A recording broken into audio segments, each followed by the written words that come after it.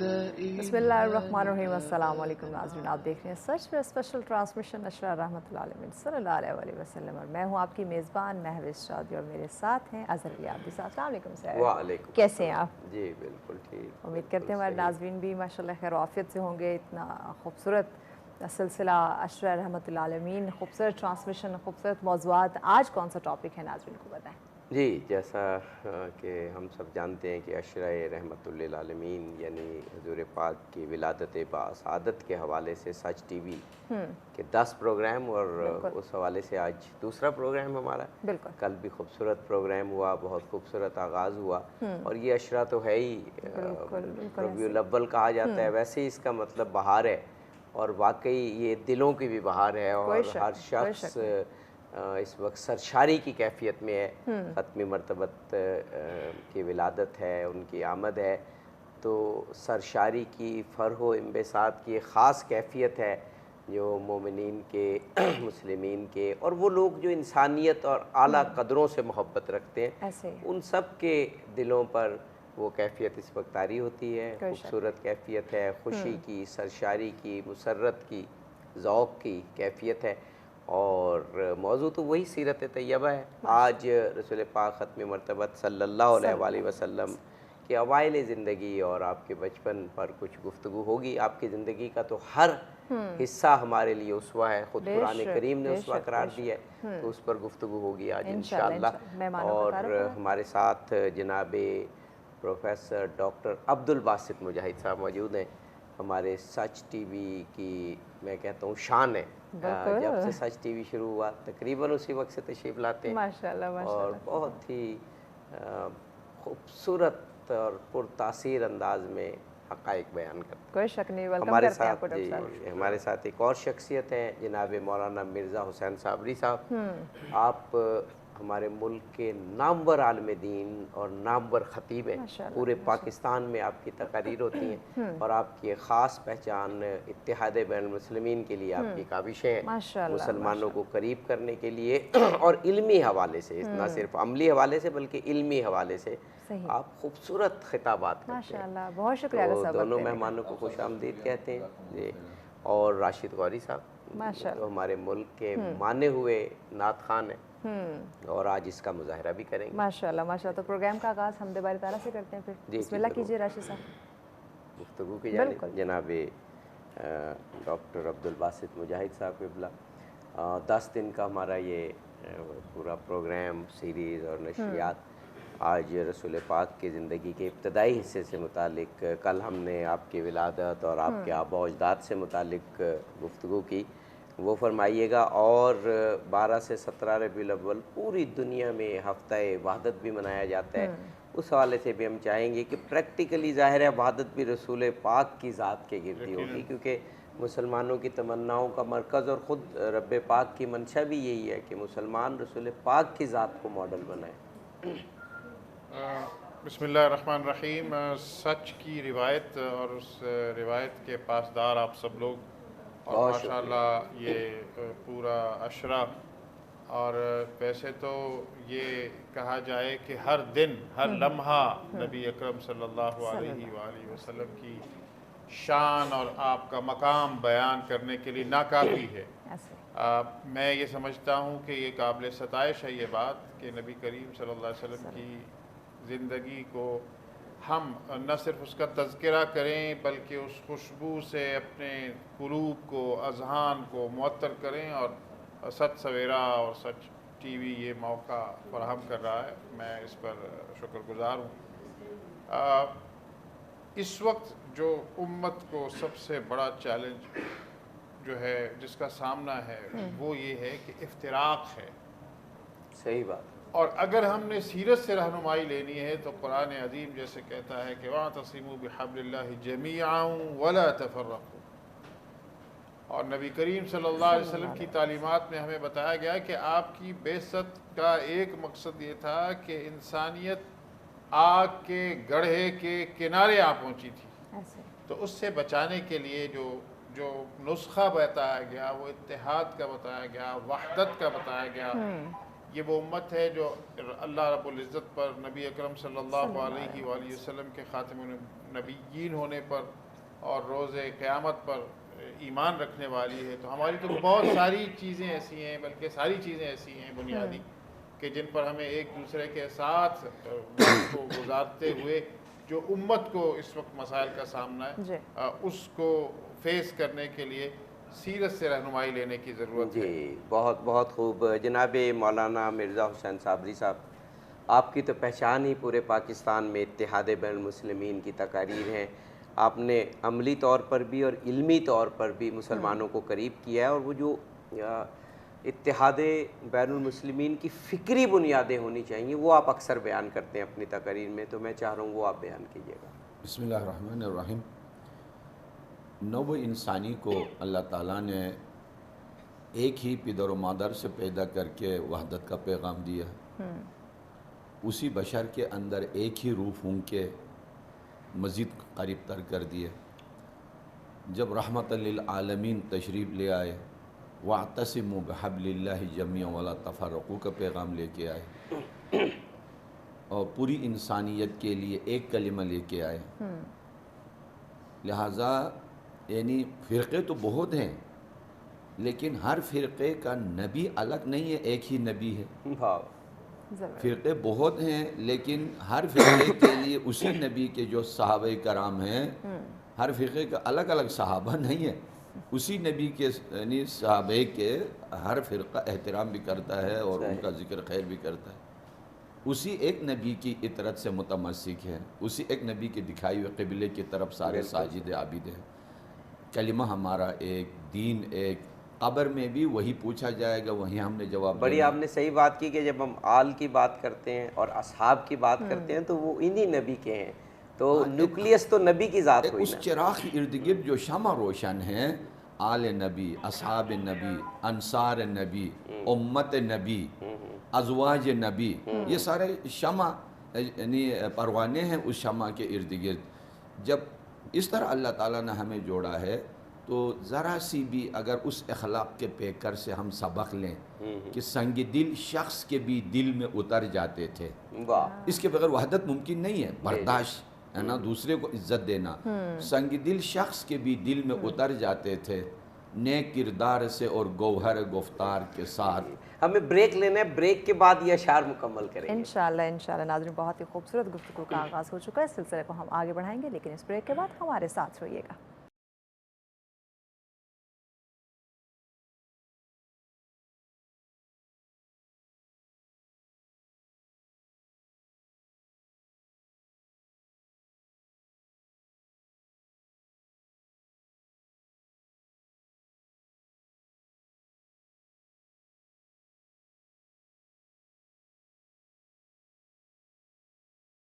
Welcome back ناظرین، آپ دیکھ رہے ہیں سچ ویئر اسپیشل ٹرانسمیشن اشرا رحمۃ اللہ علیہ صلی اللہ علیہ وسلم. یقیناً ہمیشہ کی طرح بہت ہی خوبصورت موضوع نبی اکرم صلی اللہ علیہ وسلم کی زندگی کے حوالے سے گفتگو کا سلسلہ جاری ہے.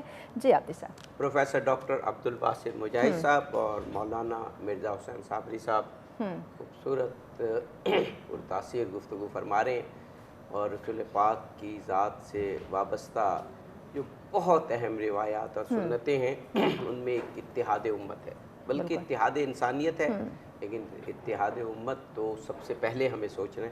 جناب مرزا حسین صابری صاحب اتحاد امت کے حوالے سے خوبصورت گفتگو فرما رہے تھے، اور جہاں تک مجھے یاد پڑتا ہے کوئی بہت ہی شاندار شعر وہ پیش کر رہے تھے جب آپ نے انہیں وقفے کے لیے روک دیا. تو وہ ضرور اب اگر آپ کی اجازت ہو تو وہ شعر بھی مکمل فرما لیں اور اپنی خوبصورت گفتگو جو اتحاد امت کے حوالے سے تھی وہ بھی جاری رکھیں. ضرور. عرض کر رہا تھا کہ سنگ دل شخص کے بھی دل میں اتر جاتے تھے، نیک کردار سے اور گوہر گفتار کے ساتھ. راہ میں ان کے اگر خار بچھا دیتا کوئی، وہ تو ضرورت شعری کی خاطر اگر کا لفظ آیا ہوا نا، ادھر اگر مگر نہیں تھا، حقیقت تھی. راہ میں ان کے اگر خار بچھا دیتا کوئی، اس کو بھی گل میں بدلتا تھا بہت پیار کے ساتھ. کہ چٹانوں کے اندر رہنے والے لوگ جن کا دل بھی چٹان تھا، اور جیسا کہ پروفیسر صاحب نے فرمایا، سورہ آل عمران کی آیت ہے، کنتم علی شفا حفرۃ من النار، جہنم کے کنارے تم کھڑے تھے، فَأَنْقَذَكُم مِّنْهَا، جہنم سے ہٹایا اور جنت کی طرف لے گیا۔ رحمتاً للعالمین کے اندر وہ تمام صفات کمال و جلال اللہ تعالیٰ نے سونپ رکھی تھی، اور مظہر ہے صفات الہی روئے زمین پر وہ رحمت ہے۔ اللہ رحیم ہے تو اس کا نبی رحمت کا مظہر بن کے آئے، وہ کریم ہے تو ان کا نبی کرامت کا مظہر بن کے آئے، اور وہ ہمارے لیے آئے۔ یہ رحمت و کرامت واپس لے کے نہیں گئے ہیں، ہمارے لیے وراثت کے طور پہ چھوڑ دیا ہے۔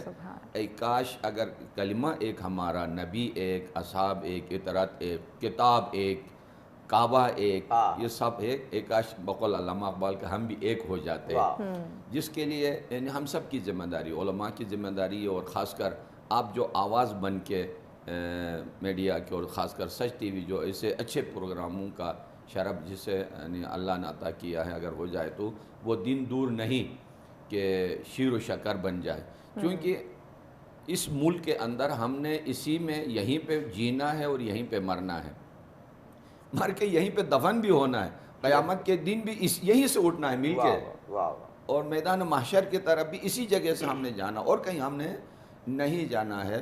تو لہٰذا دل، البتہ وحدت جو ہے فکر کی یکسوئی سے پیدا ہوتی ہے، دل ایک دوسرے سے ملے ہوئے ہوں، عقیدے میں یکسوئی ہو، یہ چیزیں انسان کو شیر و شکر کی طرح ملا دیتی ہیں۔ باقی جسم ایک دوسرے کے جانوروں کے بھی مل جاتے ہیں، لیکن ان کی فکر میں یکسوئی نہیں ہوتی ہے، ان کی سوچ میں یکسوئی نہیں ہوتی ہے۔ بہت خوب، بہت خوب۔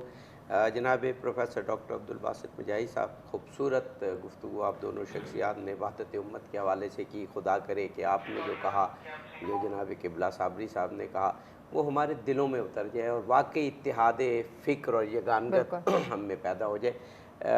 ڈاکٹر صاحب، حضور پاک کے جب ہم ذکر کرتے ہیں کہ آپ کی زندگی ہو، آپ کی پیدائش سے پہلے ایون آپ کے آبا و اجداد کی زندگی ہو، پھر آپ کی ولادت کے اوقات ہوں، یعنی لمحات ہوں، وہ سعادت بخش وقت ہو، اور پھر آپ کا بچپن ہو، آپ کی جوانی ہو، یہ تمام عالم اسلام کے لیے بلکہ عالم انسانیت کے لیے ایک سنت ہے۔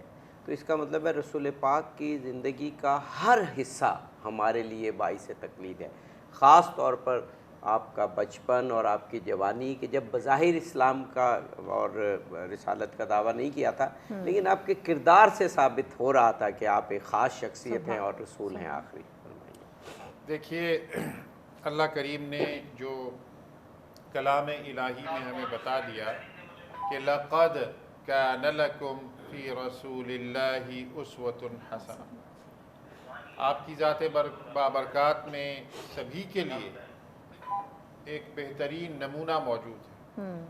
تو جب سب کے لیے نمونہ ہے تو پھر تو انسان کا بچپن بھی ہوتا ہے، انسان کی جوانی بھی ہوتی ہے، انسان کی مختلف ضروریات بھی ہوتی ہیں، انسان کی بہت سارے پروفیشنز ہوتے ہیں۔ تو اس کا مطلب ہے کہ نبی اکرم صلی اللہ علیہ وآلہ وسلم وہ ذات اکمل ہیں، وہ ایک مکمل ذات ہیں کہ جن میں ہر کسی کے لیے نمونہ موجود ہے۔ تو پھر یہ جب سوال آئے گا کہ ایک بچہ کیسا ہونا چاہیے، ایک بچے کا بچپن کیسا ہونا چاہیے، تو یقیناً وہاں پر بھی رہنمائی ہمیں کہیں سے ملے گی تو وہ نبی اکرم صلی اللہ علیہ وسلم کی ذات مبارکہ سے ملے گی۔ اور پھر آپ دیکھیے کہ وہ در یتیم، جو آپ اس دنیا میں تشریف لائے تو آپ یتیم تھے، تو وہ جو آزمائشیں ہیں، وہ جو آزمائشوں کی بھٹی ہے، اور اس میں سے جیسے اللہ کریم اپنے محبوب کو جو وجہ تخلیق کائنات ہیں ان کو گزار کر دنیا کو ایک کندن دکھانا چاہ رہے ہیں، تو اس کی ابتدا تو جیسے آپ نے عابدی صاحب فرمایا کہ ان کی جو نجابت ہے، ان کی جو نجیب الطرفین ہونا ہے، اور جو کائنات کا سب سے اعلیٰ و ارفع نسب ہونا ہے، وہ اپنی جگہ پر، پھر جب وہ اس دنیا میں تشریف لا رہے ہیں تو مجھے وہ نبی اکرم صلی اللہ علیہ وسلم کے اپنے ارشادات کے مفاہیم سامنے آتے ہیں، اور آپ نے فرمایا کہ اتنی مشکلات، اتنی آزمائشیں کسی اور نے نہیں دیکھی جتنی میں نے دیکھی ہیں۔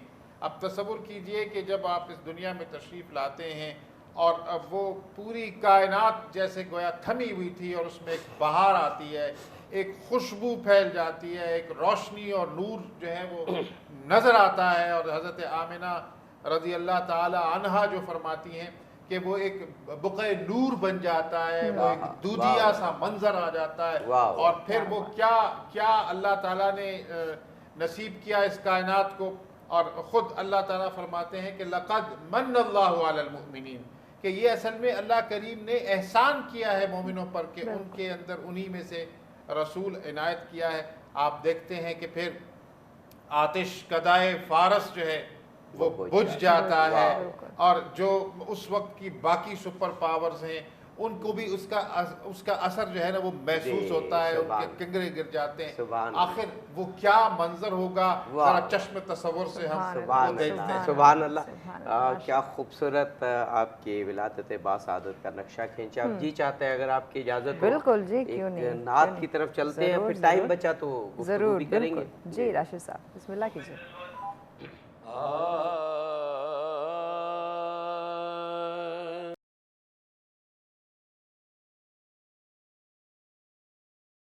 ویلکم بیک ناظرین، آپ دیکھ رہے ہیں سچ ویئر اسپیشل ٹرانسمیشن اشرا رحمت للعالمین صلی اللہ علیہ وسلم. یقیناً حضور اکرم صلی اللہ علیہ وسلم کی زندگی کے حوالے سے، ان کے بچپن کے حوالے سے بہت ہی خوبصورت گفتگو کا سلسلہ جاری ہے، تو آپ اس جی یقیناً جناب پروفیسر ڈاکٹر عبدالباسط مجاہد صاحب اور جناب مولانا مرزا حسین صاحب ہمارے ساتھ ہیں.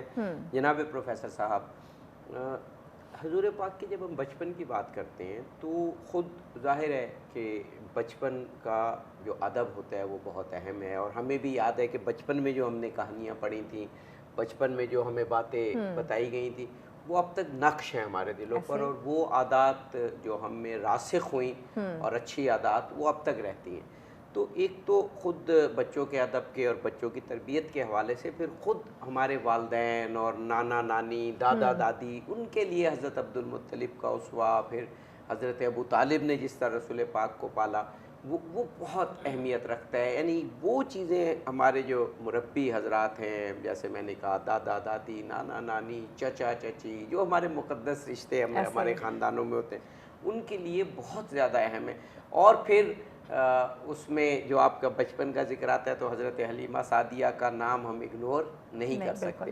اس حوالے سے فرمائیے. دیکھیے یہ تو اللہ تعالیٰ نے جب کسی کو شان عطا کرنی ہوتی ہے تو وہ پھر جو سب سے بڑی شان ہیں ان کے ساتھ نسبت قائم ہو جاتی ہے. اور یہاں میں ناظرین کے گوش گزار کرنا چاہوں گا کہ یہ جو لفظ عرب ہے، یہ عرب کا مطلب فصیح اللسان ہے، بلاغت اس کے اندر ہے. اور اس وجہ سے جو مکہ کے رؤساء تھے ان کا یہ طور اور طریقہ تھا کہ وہ اپنی زبان کو خالص رکھنے کے لیے، جیسے آپتی صاحب آپ ابھی فرما رہے تھے کہ بچپن بہت امپورٹنٹ ہوتا ہے. اور یہ جو ماڈرن ایجوکیشنل سائیکولوجسٹ ہیں، ماہرین نفسیات تعلیم، وہ یہ بات کرتے ہیں کہ بالکل ابتدا کی جو زندگی ہے اس کا نقش پھر ساری زندگی رواں اور دواں رہتا ہے. تو عربوں کے ہاں یہ رواج تھا کہ وہ یہ سمجھتے تھے کہ بچوں کا جو ابتدائی زمانہ ہے وہ کسی ایسی کھلی فضا میں گزرنا چاہیے جہاں پر ایک تو صحت مند ماحول ہو، دوسرا اہم بات یہ تھی کہ زبان خالص ہو. اور نبی اکرم صلی اللہ علیہ وسلم نے اپنی حیات مبارکہ میں متعدد مرتبہ یہ بات ارشاد فرمائی اور فخر کے ساتھ ارشاد فرمائی کہ میری زبان بنو سعد کی زبان ہے. تو یہ جو بنو سعد کی زبان آپ نے فرمایا، یہ اس میں ظاہر ہے کہ وہ جو بچپن اور پھر بچپن کا وہ زمانہ، اور اس زمانے میں طائف کے ارد گرد کے جو خاندان تھے اور بنو حوازن، اور وہ خواتین آتی تھیں مکہ کے اندر، اور مکہ کو اس وقت بھی ایک بالکل سینٹرل جو ہے نا حیثیت حاصل تھی، اور یہاں آتی ہیں. اور اللہ کریم نے مقام چونکہ بلند کرنا تھا حضرت حلیمہ کا، تو حضرت حلیمہ جب اس قافلے کے ساتھ آ رہی ہیں تو ان کی جو سواری ہے وہ نحیف ہے، نزار ہے، اور باقی سواریوں کا ساتھ نہیں دے پا رہی، اور یہ اللہ نے نوازنا ہے. باقی جو ان کی ساتھی خواتین تھیں وہ پہلے پہنچتی ہیں، اور انہیں جو کوئی متمول اور مالدار اور بہت جاہ و حشم والے گھرانے نظر آتے ہیں وہاں جاتے ہیں. پھر جب ان کی سواری دیر سے پہنچتی ہے تو بتایا گیا کہ ایک در یتیم ہے صلی اللہ علیہ وآلہ وسلم.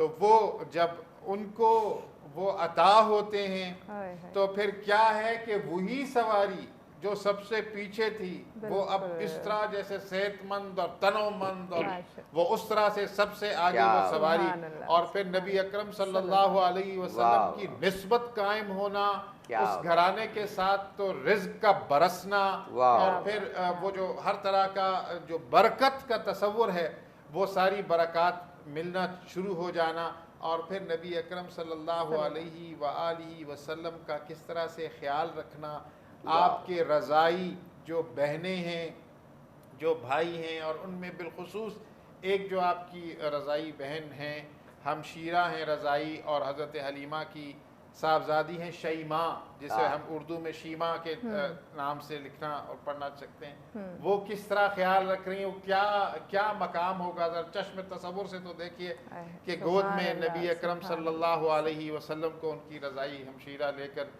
ان کو سیر کرا رہی ہیں، اور وہ جو زبان نبی کریم صلی اللہ علیہ وسلم کو عطا ہوئی ہے اس میں وہ بنو سعد کا جو ماحول ہے اس کا بڑا اہم کردار ہے۔ سبحان اللہ، سبحان اللہ، کیا خوبصورت گفتگو، اور حضور کی تو سب نسبتیں بہت زبردست ہیں، اور جب حضرت حلیمہ سعدیہ کا ذکر آتا ہے تو جس طرح سے ایک عشق اور محبت ہم سے پھوٹتی ہے ان کا نام آتے ہی، یہ امت مسلمہ کا اور ہمارا ایک بہت بڑا سرمایہ ہے کہ رسول پاک کی وہ نسبت جو شروع میں قائم ہوئی، بچپن میں قائم ہوئی، وہ بھی ہمیں بے حد عزیز ہے۔ آپ نے دیکھا ہمارے بہت خوبصورت نعت خوان ہے راشد غوری صاحب، انہوں نے کیسے موضوع کی مناسبت سے خوبصورت نعت پڑھی۔ اب مجھے جو آپ کے تیور ہیں اس سے نظر آ رہا ہے کہ وقفہ قریب ہے، تو اگر آپ اجازت دیں تو وقفے سے قبل یا اس کے قریب کوئی ایسی خوبصورت نعت سن لیں صابری صاحب سے، پھر ہم وقفے کے بعد استفادہ کریں گے بجائے اس کے درمیان میں روکیں۔ تو غوری صاحب کوئی بڑی خوبصورت سی نعت سنائیے گا۔ بسم اللہ کیجیے۔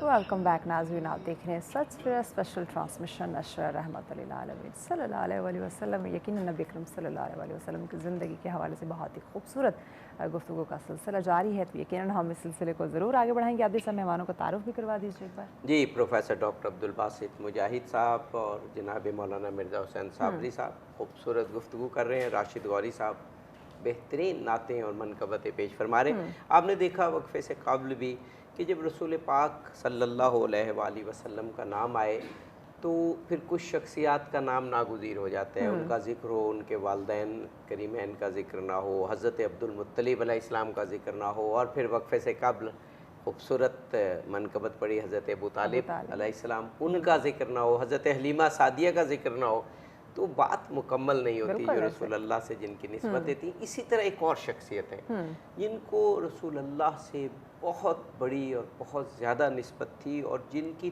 طویل زندگی بہت ہی بابرکت اور باسعادت ہے، لیکن افسوس کی بات ہے کہ ہم ان کا ذکر بہت کم کرتے ہیں، بلکہ بعض ناظرین سنیں گے تو ان کو حیرانی ہوگی کہ یہ بھی ایک نام ہے، حضرت ام ایمن۔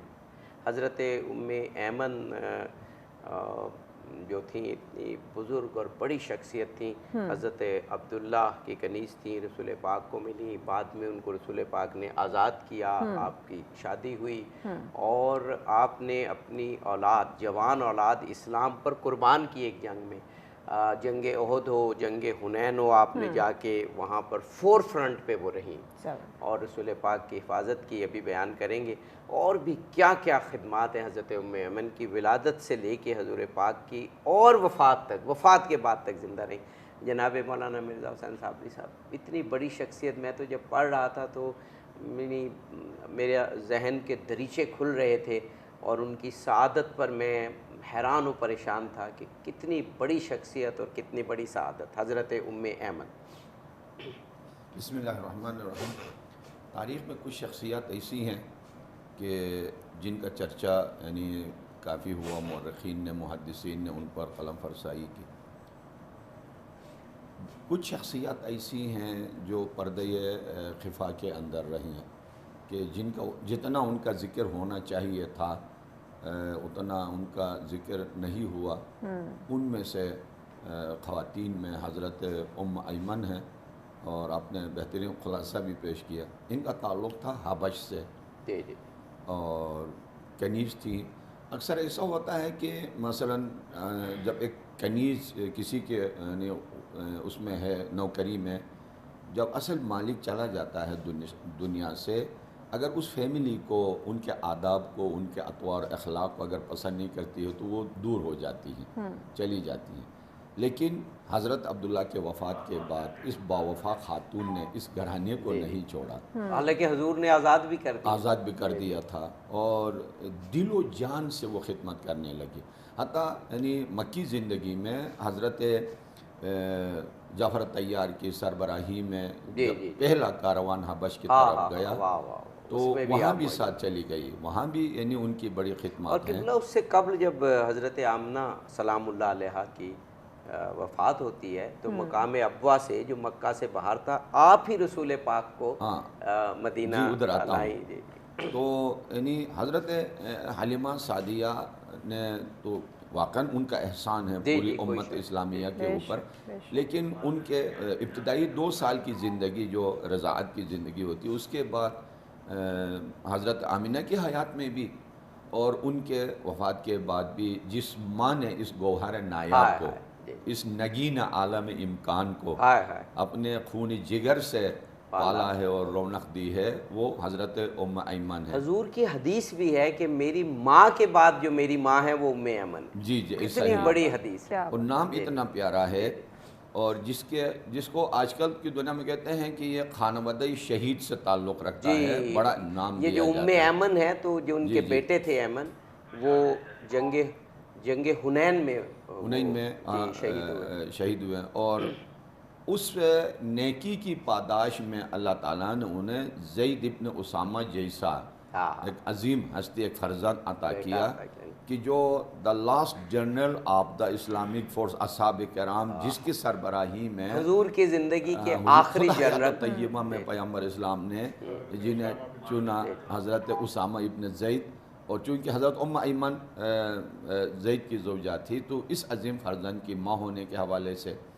اور تاریخ میں پڑھا کہ یعنی جنگوں میں، حتیٰ جنگ احد میں خود چلی جاتی تھی شہداء کی یعنی جنگ حنین میں اٹھانا اور اس سے یعنی زخموں کو پانی پلانا، مرہم پٹی کرانا وغیرہ. حتیٰ پیغمبر اسلام کی زندگی حیات طیبہ میں یعنی دل و جان سے خدمت کرتی رہی، اور اس کے بعد جا کے تقریباً 10 سال بعد تک بھی ان کی خدمات رہی. حتیٰ اصحاب کرام جو پیغمبر اسلام کی یعنی انتہائی اہم سیرت کے گوشے جب سننا چاہتے تھے تو حضرت ام ایمن کے پاس جاتے تھے. یہاں یہ دیکھنا ہے کہ کس نے کس کی خدمت زیادہ کی. ہر ایک نے اپنی بساط میں. حضرت ام ایمن نے جو خدمت کی وہ قطرے کی خدمت ہے سمندر کے ساتھ. پیغمبر اسلام نے انہیں سمندر کا جو احاطہ ہوتا ہے قطرے کے اوپر اس طرح کیا، یعنی اس کی خدمت کی وجہ سے اس کی آخرت سنور گئی. اور ہم سب کے لیے رشک ہے حضرت ام ایمن. کیا مقام، آج 1400 سال بعد ہم ترس رہے ہیں پیغمبر اسلام کی آواز کے لیے، جمال مبارک کی دیدار کے لیے، خاک پا بوسہ کرنے کے لیے. اور آپ نے ولادت سے لے کر اور وفات تک اس چراغ ہستی کے. میں تاریخ میں پڑھ رہا تھا کہ آپ کی وفات تک کچھ تواریخ تو کہتی ہیں آپ چند ماہ زندہ رہی، لیکن کچھ تاریخ کہتی ہیں کہ آپ زیادہ زندہ رہی. اور میں نے تاریخ میں پڑھا کہ خود حضرت ابو بکر، حضرت عمر رضی اللہ تعالیٰ عنہ وہ آپ کا احترام کیا کرتے تھے، احترام کرتے تھے اور ان سے پوچھ بھی لیتے تھے کہ پیغمبر اسلام علیہ السلام کی سیرت کے مختلف گوشے ان سے معلوم بھی کر لیتے تھے. تو ہمیں یہ سبق لینا چاہیے کہ مشکل ترین دور میں بھی اگر آپ اسلام کی خدمت کرتے ہیں تو گویا یہ ضائع نہیں جاتا ہے. اللہ تعالیٰ نے انہیں ہمیشہ کے لیے زندہ رکھا ہے. آج ہم جو ذکر کر رہے ہیں ان کی زندگی ہے اور رحمت عالم کی برکت سے ہے. جناب پروفیسر ڈاکٹر عبدالباسط مجاہد صاحب رسول پاک کی اوائل زندگی کی جانب آتے ہیں، اور وہ ایسی ہے کہ مسلمان اگر کسی اور چیز پر فخر کر سکیں یا نہ کر سکیں، لیکن کر سکتے ہیں، مسلمانوں کے پاس بہت سرمایہ ہے، لیکن اس آسپیکٹ پہ ہمارا سینہ، ہماری چھاتی، ہماری آنکھیں، ہماری ذات پوری دنیا میں سربلند ہے کہ رسول پاک اس وقت جب سب جانتے تھے کہ معاشرہ جہالت پر مبنی ہے، بچیوں کو دفن کرتے ہیں، نسل در نسل جنگیں رہتی ہیں، بد اخلاقی کا مظاہرہ کرتے ہیں، حالات کس قدر گمراہ کن ہیں، لیکن رسول پاک کی جوانی بے داغ تھی، اور آپ کو وہ القاب سے اس وقت کے لوگوں نے نوازا کہ اس دور میں وہ بظاہر ایک معجزہ نظر آتا ہے۔ جی، آپ نے بجا طور پر فرمایا کہ جو اعجاز ہیں نبی اکرم صلی اللہ علیہ وآلہ وسلم کے اور آپ کی امت کے، وہ سب سے اہم بات تو یہ ہے کہ کوئی دنیا میں ایسی شخصیت نہیں گزری جن کے کا لمحہ لمحہ تاریخ میں محفوظ ہو گیا ہو۔ تو نبی اکرم صلی اللہ علیہ وآلہ وسلم کی حیات بابرکات کو مسلمانوں نے محفوظ رکھا، اور یہ اصل میں پرتو ہے، جیسے اللہ نے کہا کہ میں نے اپنی کتاب کی حفاظت کی ذمہ داری خود لی ہے، تو وہ کتاب جن کے توسط سے ہمارے پاس آئی ہے ان کی زندگی کا بھی ہر لمحہ محفوظ کر لیا گیا ہے۔ اور یہاں میں یہ بات کرنا چاہوں گی کہ رجال کا علم، اسماء الرجال مارز وجود میں اسی لیے آیا کہ جو روایات ہم تک پہنچی ہیں وہ کیسے ہیں۔ تو آپ نے بجا طور پر فرمایا کہ وہ عرب کا وہ معاشرہ جو جاہلیت کا زمانہ شمار ہوتا ہے، اس میں کوئی آپ اخلاقی پہلو دیکھ لیجئے، اور جو وہاں کے رسم اور رواج ہیں، اور جو وہاں پر جس قسم کے مشروب پیے جا رہے ہیں، اس سب میں نبی اکرم صلی اللہ علیہ وسلم ہمیں بالکل ایک روشن ستارے کی طرح نظر آ رہے ہیں، جس کی چمک اور دمک سے آنکھیں خیرہ ہوتی چلی جا رہی ہیں، اور آپ کا احترام، آپ کا وقار، آپ کی جو شخصیت کا نکھار ہے وہ تو آپ کے اس دنیا میں تشریف لانے سے پہلے سے ہی حویدہ ہے اور ہمیں نظر آتا چلا جا رہا ہے۔ اور اس موقع پر جو بات میں آپ کو عرض کرنا چاہوں گا کہ یہ جو صداقت اور امانت اور شجاعت، یہ سارے پہلو ہمیں بڑے نکھرتے ہوئے آپ کی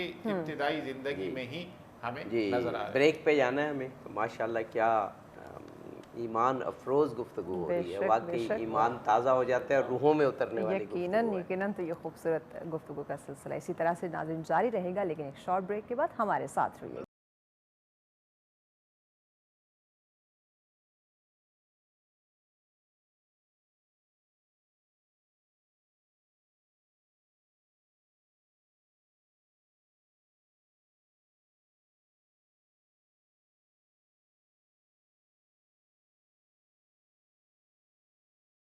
ویلکم بیک ناظرین، آپ دیکھ رہے ہیں اسپیشل ٹرانسمیشن نشرہ رحمت للعالمین صلی اللہ علیہ وسلم۔ یقیناً محمد مصطفیٰ صلی اللہ علیہ وسلم کی زندگی کے حوالے سے بہت ہی خوبصورت گفتگو کا سلسلہ جاری ہے۔ بریک سے قبل یقیناً بہت ہی خوبصورت گفتگو ہو رہی تھی۔ پروفیسر ڈاکٹر عبدالباسط مجاہد صاحب نے رسول پاک کی جوانی اور اوائل عمر کی کیا خوبصورت الفاظ میں تصویر کھینچی تھی۔ اب جناب مولانا مرزا حسین صابری صاحب سے یہی کہوں گا کہ اس دور میں رسول پاک کا اسوہ، اور اس دور میں رسول پاک کی سیرت طیبہ کہ جس کے بارے میں کافروں نے کہا، ظاہر ہے اس وقت تو اعلان رسالت ہوا ہی نہیں تھا، تو سب برابر تھے اس لحاظ سے، تو کہ آپ صادق ہیں، آپ امین ہیں، آپ شریف ہیں، آپ شریف خاندان کے ہیں، اور جب کوہ صفا پہ گواہی مانگی تو سب نے یہی گواہیاں دی تھی۔ فرمائیے گا۔ بسم اللہ الرحمن الرحیم۔ فارسی میں کہتے ہیں کہ عطر آن اس کی خود بھی بویت، ہاں، یعنی اس کی تعریف کی ضرورت نہ ہو، خوشبو خود اس کی خوشبو تعریف ہے، خوشبو اس کی تعریف ہے۔ تو آپ اپنا تعارف ہوا بہار کی ہے، اور الفضل، اور عربی میں ہے الفضل ما شہدت به الاعداء، فضیلت وہ ہے کہ جو دشمن کے زبان سے نکلے۔ تو اس زمانے میں جب تک پیغمبر اسلام علیہ السلام نے اعلان نبوت نہیں کیا تھا تو وہاں کوئی دشمنی کی بات نہیں تھی۔ یہ جو القاب آپ نے اشارہ کیا، صادق و امین ہونا، صداقت کا تعلق انسان کے گفتار سے ہے، اور امانت کا تعلق کردار سے ہے۔ گفتار اور کردار کا ایسا آئینہ جمال الہی تھا کہ بچپن میں ہی ان کے ہر ایک کی زبان سے کہا کہ یہ صادق بھی ہے اور امین بھی ہے۔ اور جو یعنی نفسیات شناس لوگ تھے یا جن کی نظریں اچھی تھیں یا مثلا تجربہ کار لوگ تھے، وہ چہرے مبارک کو دیکھ کے کہتے تھے کہ یہ بڑی شخصیت بنے گی بات. بے شک. حتیٰ اہل کتاب بھی ان کی کتابوں میں جو آثار موجود تھے کہ نبی آخر الزمان کی صفات کیسی ہوں گی اور ان کا شہر کیسا ہوگا. مدینہ کو بنی اسرائیل نے آباد کیا اس عشق میں کہ نبی آخر الزمان ہمارے شہر میں آیا ہو. قرآن مجید میں ہم پوری دنیا پہ فخر کریں گے. وہ بات ان کی بدبختی بنی کہ یعنی وہ ضد میں آئی کہ بنی اسماعیل میں آیا ہے اور ہم بنی اسرائیل کے یعنی انبیاء کے پیروکار ہیں. وہ یعنی جی خود قرآن میں ہے کہ یہ آپ کو اچھی طرح پہچانتے ہیں. اچھی طرح پہچانتے ہیں اور ہر تمام یعنی صفات ان کے اندر موجود تھی. تو گفتار میں کردار میں بعد میں ہاتھ اٹھائے پیغمبر اسلام کے اوپر, خنجریں اٹھائی گئیں, پتھر مارے گئے, لیکن کسی نے انگلی نہیں اٹھائی ان کے کردار کے اوپر. تو یعنی مدینہ میں بھی اور مکے میں بھی اتنی شیرین زبانی گفتار کردار میں کہ اس کی وجہ یہ تھی کہ نہج البلاغہ میں مولا کائنات علیہ السلام فرماتے ہیں کہ میرا بھائی جب 2 سال کے تھے, فطیم کہتے ہیں جب دودھ چھڑایا جاتا ہے, فاطمہ یعنی دودھ چھڑایا ہوا, لقد کان فطیما 2 سال کے تھے, قرن اللہ اعظم ملک من الملائکہ, اللہ نے کائنات کے عظیم فرشتوں میں سے ایک فرشتے کو ہم سفر بنایا. اب فرض کریں آپ میرے دوست ہیں, ڈاکٹر صاحب میرے دوست ہیں, تو جب دوست اچھا ہو, ہم سفر اچھا ہو, شریک اچھا ہو, تو انسان کی سوچ بھی اچھی ہوتی ہے, برائی کی طرف نہیں جاتا ہے, برا نہیں سوچتا ہے. تو فرشتہ جب یعنی ایسا ہو تو عالم ملکوت سے وہ خبریں لے کے آئیں, عرش کی باتیں لے کے آئیں, یا رسول اللہ یہ بات کرنی ہے, یہ بولنا ہے, یہاں جانا ہے. تو اس طرح ان کی جب تربیت ہوئی ہو تو یہاں سے لے کے 40 سال تک نبوت کا یعنی یہ پورا ہونے تک, مدت پوری ہونے تک کتنی بلندی تک ان کی فکر گئی ہوگی, کیا اخلاق ہوا ہوگا. لہٰذا یہی وجہ تھی کہ بعد میں ان کے وضوء مبارک کے قطرے بھی شمار کرنے کا فخر ہوا, تیمم مبارک کے خاک کو بھی تبرک کیا جانے لگا. ان کی لباس کا تذکرہ بھی قرآن مجید میں یا ایھا المزمل یا ایھا المدثر کے ذکر آنے لگا. لیکن اس کے باوجود کہ رب ذوالجلال اتنی تعریفوں سے بھرا کتاب بھیج دے, لیکن بندے کی تواضع ایسی ہے کہ حلقے میں بیٹھ جاتے تھے, آنے والا پہچان نہیں پاتا تھا کہ ان میں آقا کون ہے, ان میں نوکر کون ہے. سادگی کا درس نو انسان. سبحان اللہ. جناب پروفیسر ڈاکٹر عبدالباسط مجاہد صاحب, ایک اور پہلو آپ کے بچپن اور اوائل عمری کا کہ آپ کو جیسے صابری صاحب نے بھی ذکر کیا قبلہ نے کہ اہل کتاب بھی خوب پہچانتے تھے, اور حضرت ابو طالب جب ساتھ لے گئے تو وہ راہب کا واقعہ, اس کے علاوہ جو یہودی آئے مکہ اور مدینہ کے قریب, ان کی پہچان یہ بھی بتاتی ہے کہ آپ کے جو شرافت, نجابت اور جو آپ کا کردار آپ کے جو حلیہ مبارک سے جھلکتا تھا وہ بھی اس سے میچ کرتا تھا جو آپ کا کردار, پاکیزہ کردار اور پاکیزہ سیرت تھی.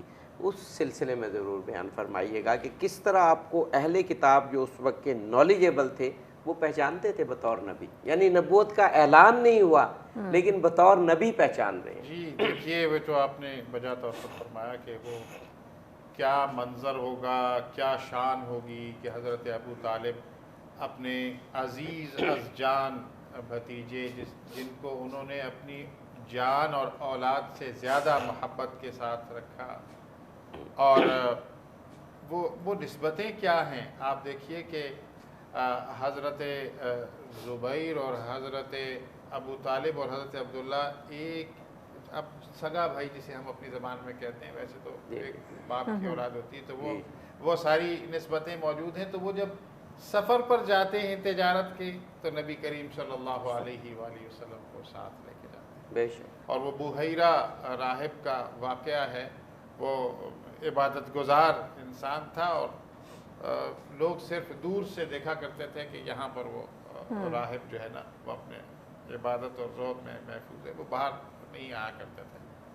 اور پھر جب یہ قافلہ آ کر رکتا ہے تو وہ باہر بھی آتے ہیں, اور پھر انہیں جو آپ فرما رہے ہیں عابدی صاحب کے جو آثار اور آپ کے بارے میں جو پہلی کتابوں میں تورات میں اور انجیل میں ذکر تھا, اس کی جو علماء تھے وہ اس بات کو جانتے تھے. تو وہ کیا ہوتا ہے کہ وہ اپنے اس جو जिस जगह पर वो अपनी इबादत व ज़ोहद करते हैं, वो देखते हैं कि एक बदली ने इस काफिले पर साया फिगन है बदली, और वो अरब की, वो आप समझते हैं कि वो गर्मी और वो शाम का रास्ता, और फिर क्या होता है कि वो सिर्फ नबी करीम सल्लल्लाहु अलैहि वसल्लम से मुलाकात के लिए वो सारे काफिले को दावत पर बुलाता है, और जब दावत पर जब देखता है कि सब आ गए हैं लेकिन नबी सल्लल्लाहु अलैहि वसल्लम कहा कोई रह गया क्या, एक यानी वो आसार जो वो एक्सपेक्ट कर रहा था वो नहीं महसूस हो रहे। और फिर जब बुलाया जाता है तो वो फिर वो जो उसके ज़हन में था ना कि वो आप दुर्र यतीम होंगे, वो कहते हैं कि ये किन के साथ हैं और कौन हैं, तो हज़रत अबू तालिब फरमाते हैं मेरा बेटा है। कहा ये इनका चेहरा बता रहा है कि ये दुर्र यतीम है, तो बताते हैं कि मैं चचा हूँ और मैं किफ़ालत कर रहा हूँ। तो वो बहीरा राहिब भी इस बात को बताते हैं कि इनकी जान को ख़तरा हो सकता है, लिहाजा इनकी हिफाजत आपने करनी है। और ये भी कहा कि एक दिन आएगा जब इनकी कौम इनको इनके शहर से हिजरत पर मजबूर करेगी, मैं अगर उस वक्त जिंदा हूँ तो मैं इनके साथ खड़ा हूँगा। इस कदर तफसील इतनी डिटेल के साथ। और फिर हज़रत अबू तालिब उन्हें वापस जो है ना वो मक्का अच्छा, ले इसमें जाते भी हैं। एक हमें वक्फे पे जाना है। इसमें भी क्या ख़ास बात है कि उस वक्त ये जो तिजारती काफ़िले होते थे ये कोई मामूली बात नहीं होते थे, बड़ा एहतमाम होता था। और फिर मक्का से शाम जा रहे हैं उस दौर में, तो कितने अखराजात आते होंगे, कितना एहतमाम होता होगा, किस कदर उसकी तफासील तय होती होंगी। लेकिन हज़रत अबू तालिब एक सेकंड नहीं लगाते जब बुहरा राहिब कहता है कि इन्हें वापस ले जाएं, ख़तरा है। ये कुर्बानी और इस तरह की मोहब्बत ये किसी और में नज़र आती है जो हज़रत अबू तालिब में है? बिल्कुल नहीं। यकीनन बहुत ही खूबसूरत और अहम मालूमात जो है वो आप लोगों के साथ डिस्कस की जा रही, शेयर की जा रही। ये खूबसूरत गुफ्तगू के सिलसिले को हम आगे बढ़ाएंगे, लेकिन एक शॉर्ट ब्रेक के बाद हमारे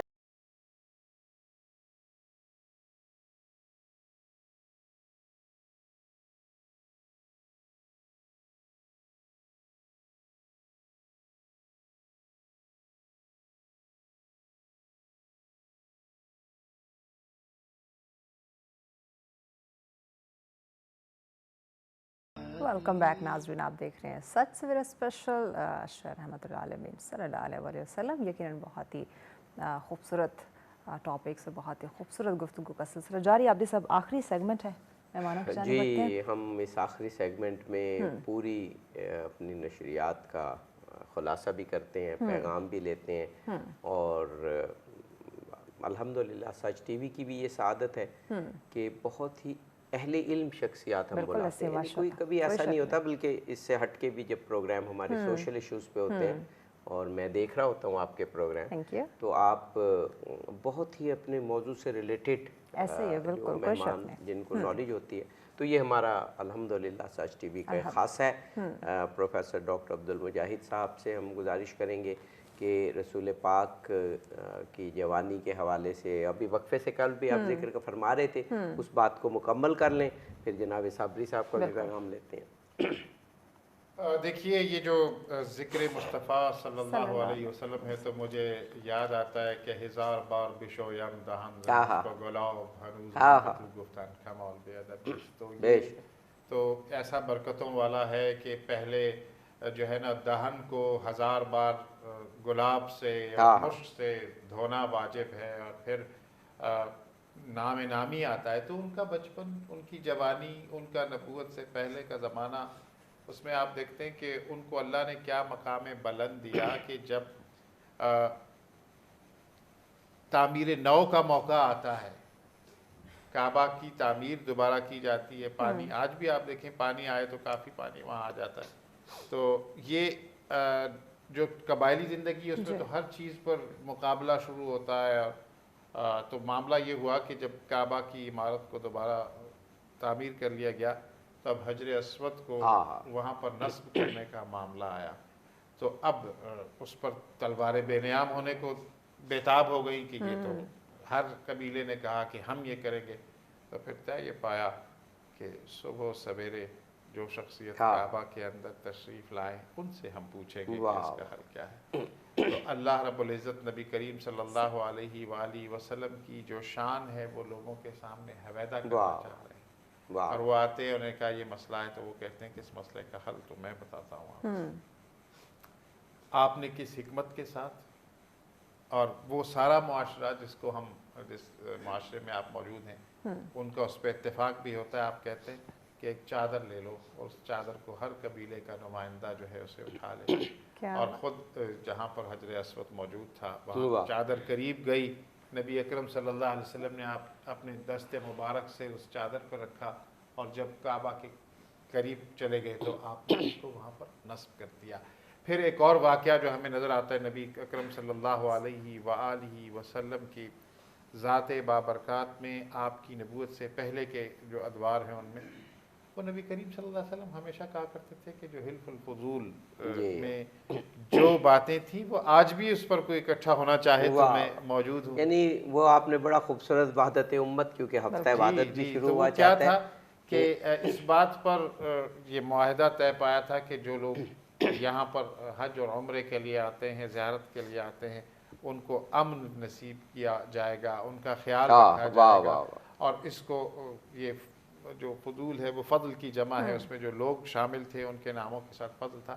تو نبی کریم صلی اللہ علیہ وسلم اس معاہدے کو بعد میں بھی ریفر کرتے رہے اور فخر کیا کرتے تھے کہ میں اس میں شامل تھا. تو یہ دیکھیے کہ اللہ کریم نے آپ کی شخصیت کا اثر، جیسے آپ کوہ صفا کی بات کر رہے ہیں، یعنی اللہ نے وہ مقام بلند دے دیا تھا کہ جب دعوت کا حکم آتا ہے تو آپ کوہ صفا پر چڑھتے ہیں، اور قبائل میں آج بھی یہ ہے کہ ان کو ندا دی جاتی ہے، ان ہر قبیلے کو بلایا جاتا ہے. اور پھر ایک سوال ہے جو نبی اکرم صلی اللہ علیہ وسلم اس پورے معاشرے سے کر رہے ہیں، کہہ رہے ہیں اس جو پہاڑی ہے اس کی، اگر میں تمہیں یہ کہوں کہ اس کی عقب سے، اس کی پشت سے لشکر آ رہا ہے، وہ تم پر حملہ آور ہونے والا ہے، تو کیا میری بات کا یقین کر لو گے؟ تو سب بیک زبان جو غلغلہ بلند ہوتا ہے، جو آواز بیک زبان آتی ہے، وہ یہ کہ چونکہ آپ صادق اور امین ہیں. تو یہ وہ مقام ہے. اور آج کے دن ہمیں یہ دیکھنا ہے، ان بابرکت ساعتوں میں یہ دیکھنا ہے کیا ہماری زندگی بھی اسی طرح سے ان فٹ سٹیپس پر ہے یا نہیں. یہ ایک بہت بڑا سوالیہ نشان ہے. اور یہی سعادت ہوگی کہ ہم رسول پاک کی زندگی کو اپنائیں. جناب مولانا مرزا حسین صابری صاحب، آج کے پروگرام کا ایک مکمل پیغام رسول پاک کی اوائل زندگی، بچپن، جوانی، آپ کا کردار، آپ کا جو دعوی اور جو اعلان نبوت سے پہلے آپ کا حسن اخلاق، حسن انتظام، اور اس معاشرے میں رہ کر، اس سے کٹ کر نہیں، اس معاشرے میں رہ کر اپنے کردار کے نور کو پھیلانا فرمائیے گا. بسم اللہ الرحمن الرحیم. سچ ٹی وی میں بیٹھ کر اگر سچ بولوں تو میں ذات محمد مصطفیٰ کے فضائل کے ایک سمندر کے گوشے کو بھی چھیڑ نہیں سکتا. بالکل صحیح. جس طرح ایک پتھر شجر کے بارے میں نہیں بتا سکتا، یا شجر حجر بشر کے بارے میں نہیں بتا سکتا، یا بشر انسان کامل کے بارے میں نہیں بتا سکتا، وہی فضائل بیان کرے اس کا جو لوح محفوظ سے آواز دے، یا ایہا النبیو انا ارسلناک شاہدا و مبشرا و نذیرا و داعیا الی اللہ باذنہ و سراجا منیرا. عرب شاعر نے کیا خوب کہا کہ دنیا کی ساری مائیں بانجھ ہو گئیں، محمد مصطفیٰ جیسی ہستی کوئی پیدا نہیں کر سکی. لیکن ہم جو ذکر کرتے ہیں وہ یہاں تک کہ جو قرآن مجید میں موجود ہے، یا تاریخ میں، یا سیرت میں، احادیث میں جو باتیں لکھی گئی ہیں، جس آیت سے ڈاکٹر صاحب نے گفتگو کا آغاز کیا تھا، گھنٹہ 1.5 گھنٹہ آغاز اس میں ایک لفظ ہے بہت پیارا اور جامع، لقد کان لکم فی رسول اللہ. آپ کے سوال کی طرف آ رہا ہوں اسی لفظ کے حوالے سے. لقد کان لکم فی رسول اللہ اسوۃ حسنہ. فی شباب رسول اللہ نہیں فرمایا، فی طفولیت رسول اللہ نہیں فرمایا، فی کہولت رسول اللہ کے جوانی بڑھاپا نہیں، فی رسول اللہ کہہ کر، یعنی جنگ میں پیغمبر اسلام کی سیرت، صلح میں پیغمبر اسلام کی سیرت، مدینہ میں پیغمبر اسلام کی سیرت، خوشحالی میں پیغمبر اسلام کی سیرت، اور یعنی جوانی میں پیغمبر اسلام علیہ السلام کی سیرت کو جامع کر کے قرآن مجید میں پیش کیا، جس میں بچوں کے لیے بھی ماڈل موجود ہے، جوانوں کے لیے بھی ہے، بڑھاپے کے لیے بھی ہے، غمزدوں کے لیے بھی، خوشحال افراد کے لیے بھی، پوری زندگی اس کے اندر موجود ہے۔ امام حسین علیہ السلام نے پوچھا بابا میرے نانا کی سیرت بتائیے، بابا نے مولا نے کہا کہ اچھے راوی سے پوچھا ہے، میں ہی بتا سکتا ہوں۔ کہا چار، آخری پیغام اسی کے اندر ہے کہ وقت مبارک کو 4 حصوں میں تقسیم کرتے تھے، رب ذوالجلال کے ساتھ مناجات۔ آج جو ہم یعنی درہم برہم ہو گئے ہیں، جس وقت سونا چاہیے اٹھ رہے ہیں، جس وقت اٹھنا چاہیے سو رہے ہیں، اس لحاظ سے فرمایا سونے کا وقت مشخص تھا، رب ذوالجلال کے ساتھ مناجات کا، ازواج پاک کے ساتھ یعنی اٹھنے بیٹھنے کا ٹائم الگ تھا، مہمانوں کے ساتھ الگ تھا، اور اس کے باوجود بھی عبادت میں ذرہ بر فرق آنے نہیں دیتے تھے۔ ای کاش یہی اسوہ حسنہ ہمارے لیے مادر ہو تو آج دنیا ترقی بھی کرے گی اور متحد بھی رہے گی۔ اہم حدیث بیان فرمائی کہ رسول پاک کی سیرت کو دیکھتے ہوئے ہمیں اپنے اوقات کو کس طرح منظم کرنا چاہیے، اس پر تو شاید ہمیں ایک پروگرام بالکل علیحدہ سے کرنا چاہیے کہ اوقات کو سیرت رسول اللہ کے مطابق کیسے منظم کریں۔ یقیناً بہت ہی خوبصورت پروگرام، بہت ہی خوبصورت گفتگو کا سلسلہ جو ہے وہ جاری رہا، لیکن چونکہ پروگرام کا وقت ختم ہو جاتا ہے اور کل کے دن کے ابھی صاحب بات کریں تو یقیناً جشن عید میلاد النبی، یہ سب سے بڑی عید کا دن ہے، تو کل پھر آپ لوگوں کی خدمت میں حاضر ہوں گے۔ ابھی تک کے لیے اتنا ہی، اجازت دیجیے، لیکن جانے سے پہلے اختتامی کلام ہم ضرور سنیں گے۔ جی راشد صاحب بسم اللہ کیجیے۔ پیکرے دل ربا بن کے آیا،